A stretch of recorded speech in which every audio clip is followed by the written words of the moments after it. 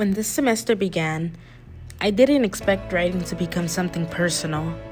I didn't expect it to teach me anything about who I am. But somehow, through the readings, discussions, and the quiet moments when it was just me and the page, I learned more about myself than I thought I would. Writing used to feel like a performance. I felt like I had to adjust, change my tone, my wording, and the way I expressed emotions. And honestly, I was insecure. I worried a lot about my grammar and about making mistakes. I'd compare my writing to everyone else's in class and convince myself theirs sounded smarter, more polished, more correct. Because of that, I held back. I wrote small. My voice was somewhere in the background, waiting, but I didn't know how to trust it. One of the readings that changed everything for me was Gloria Anceluda. Her writing didn't just speak to me, it challenged me. In How to Tame a Wild Tongue, she talks about existing between cultures, between languages, between expectations. She writes with a voice that refuses to shrink. Reading her, I realized I had been shrinking my own voice for years, trying to sound right, trying not to stand out, trying to be perfect on the page. Anceluda made me see the parts of myself I had been toning down. The way I speak, the way I think, the world I came from are actually my strengths. And for the first time, I felt permission to let my voice take up space. Researching immigration laws took that realization even deeper.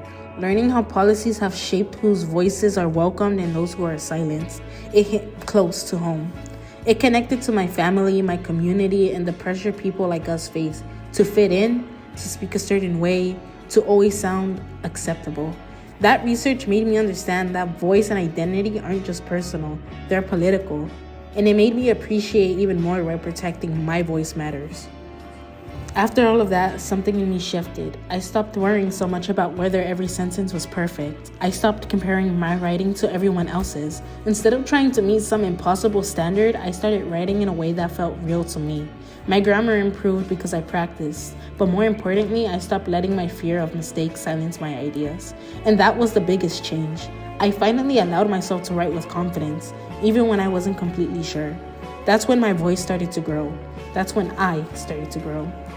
What surprised me most was how this carried into my life outside of school. I started journaling differently, more honestly. I stopped filtering my emotions to make them sound neat or perfect. I even noticed myself speaking up more. I trusted my thoughts instead of second-guessing them. Little by little, I felt myself becoming more confident because I was finally learning to value the way I express myself, not the way I think I'm supposed to. This class taught me something I didn't know I needed to learn. I realized my voice isn't something to tame or hide. It's something I'm still growing into. Something that deserves space, respect, and honesty. I learned that my story matters, my background matters, and my writing doesn't need to be perfect to be powerful. When I finally allowed myself to write honestly, even with the imperfections, I discovered a version of myself that feels stronger, clearer, and more connected to who I really am.